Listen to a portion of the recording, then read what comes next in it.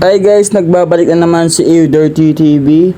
Ngayon magtuturo tayo ng mga basic tutorials sa YouTube. And ano bang una mong ginagawa sa YouTube? Syempre, 'di ba, no?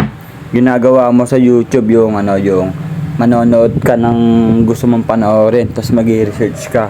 Syempre, araw-araw ka, lagi ka nag-research, lagi ka nagta-type, oras-oras, 'di ba? Syempre, naiipon 'yun.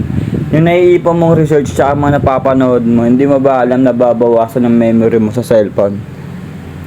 Ngayon, kung hindi mo alam kung paano magbura ng mga research mo o napanood mo, ito ngayon ituturo ko na basic tutorial sa YouTube.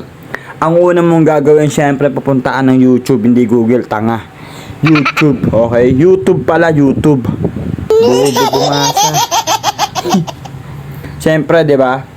Yung mapupuntahan natin itong you, and may kita mo kung ano yung napanood mo, katulad ng mga NBA na yan, yung mga NBA na yan, syempre kailangan natin burahin yan. Tsaka yung mga na-research mo dito, yan kunyari PBA Live Today, at saka NBA Highlights Today.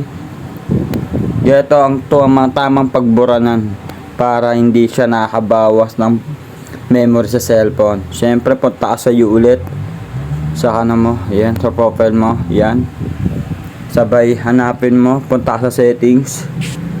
Yan, settings. Click mo lang yung settings na yan, and hanapin mo yung manage all history. Manage all history. Tapos, click mo yan.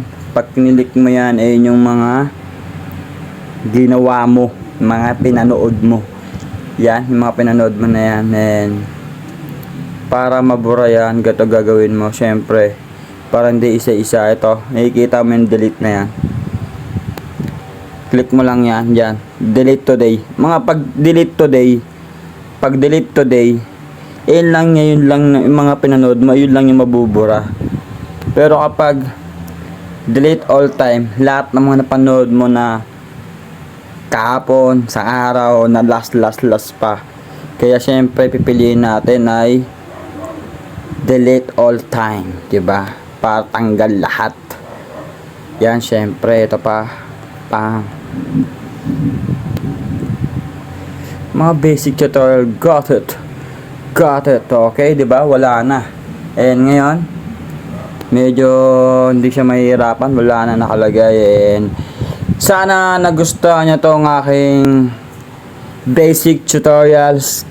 Kung nagustuhan nyo tong basic tutorial, mag-comment kayo and mag-like, and salamat sa panonood kahit sayang.